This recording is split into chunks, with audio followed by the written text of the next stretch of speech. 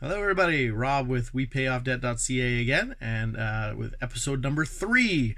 Got a question here again from Facebook. Question says, let's say you cut up your credit cards and have $1,000 in your emergency fund, and now in baby step 2. Well, then a major emergency happens. It costs more than $1,000. What do? Asking because we didn't cut up our credit cards for this fear, and then a few months into baby step 2, we fell off the wagon because the credit card was available. We obviously see now that it needs to be chopped up.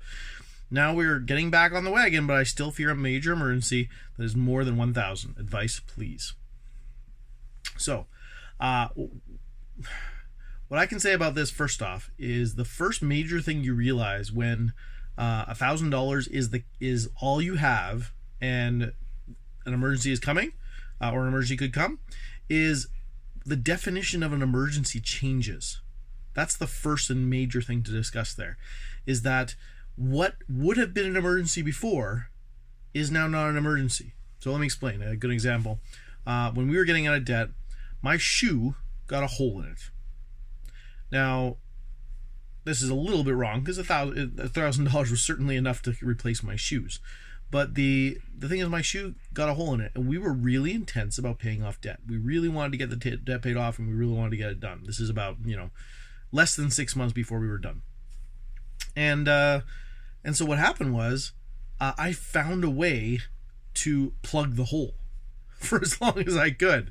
I actually had some super glue, and I actually super glued the shoe closed, and it actually looked reasonably good. It was not the most comfortable thing, but it worked, and it got it done, and it held out for probably another 2-3 months before I finally had to replace them.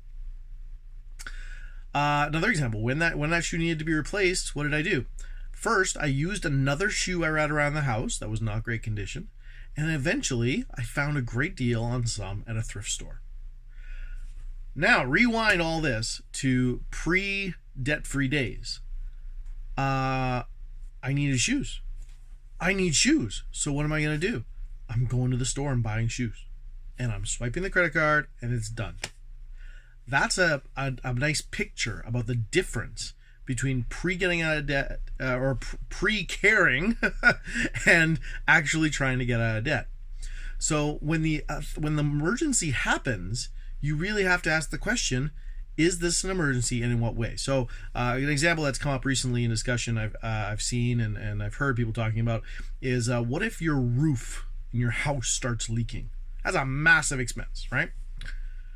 Well, the automatic thing most people would do in that case is, oh, well, let me just get the credit card out and swipe it.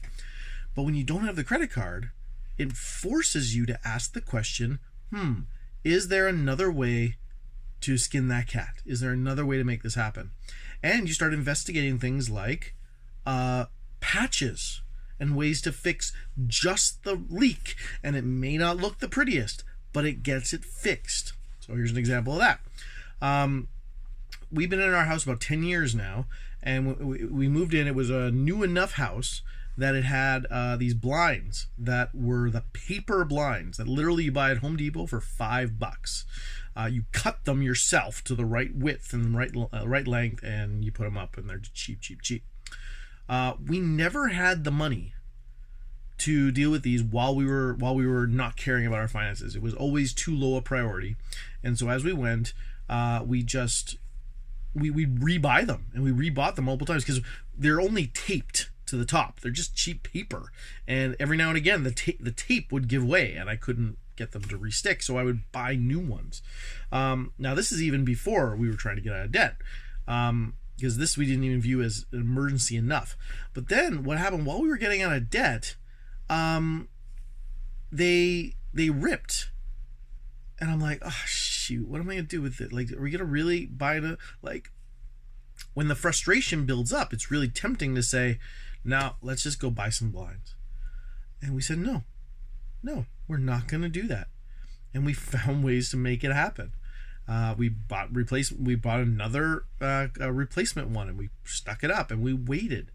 And here's the thing: as soon as we got out of debt, that's obviously something that's on our mind. And we now had thousands of dollars freed up every single month because we were putting thousands of dollars on our debt every single month. And we waited because we wanted baby step 3 done. So we built up our fully funded emergency fund. Now we've got $21,000 sitting in an account. Now I have no problem, like in 1 month, easily spending, and we spent around $500 on new blinds. And it was easy, simple, and it was done for the first time in 10 plus years of living here. Unbelievable. Felt great. Not to mention, oh yeah, that's the same summer. This happened this past summer. We also bought our first new used car. Cash. Never thought that was possible.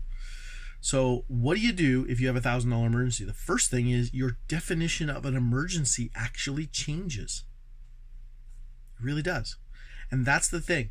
The key in this process is that you are swearing off debt.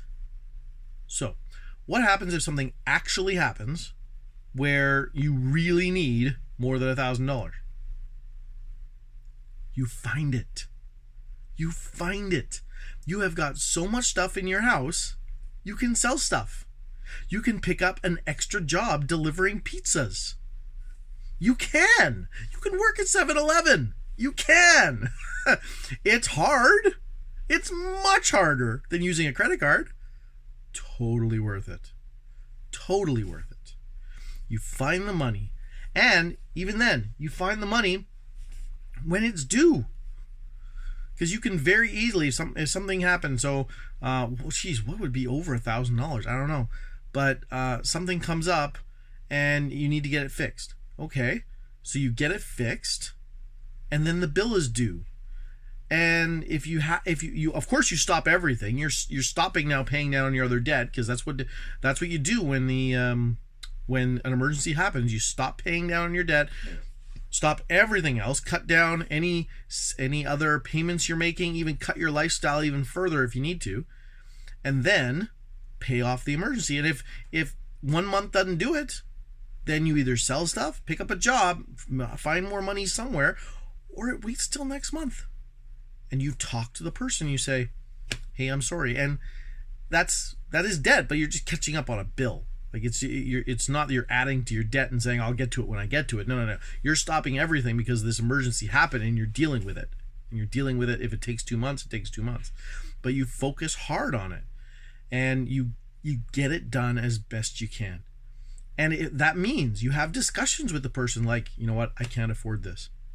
Is there anything you can do to not do, to only do A, because A is critical right now, and not do B, C, or D, right? And you have those conversations. That's what you do.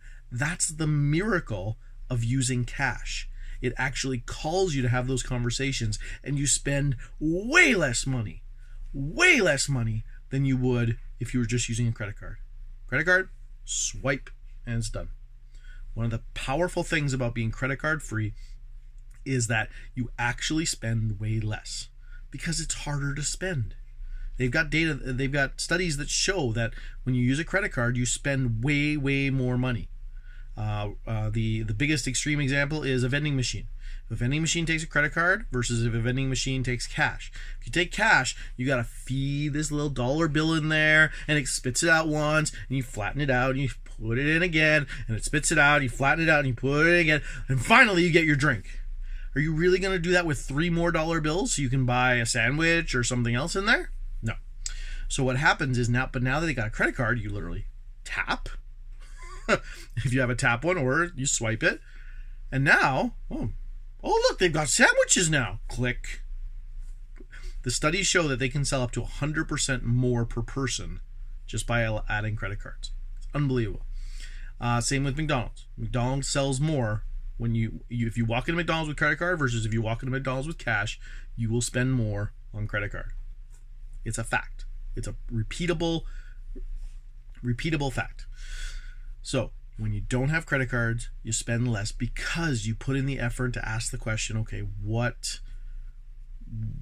am I putting my money, and what do I really need right now, especially in an emergency? Okay, so hopefully that helps you. If you have a question, if you have a question about how in the world do you live debt free, head over to wepayoffdebt.ca And check out what I've got there. Also, shoot me an email, rob@wepayoffdebt.ca, and I would love to hear from you. Have a good one. Thanks so much.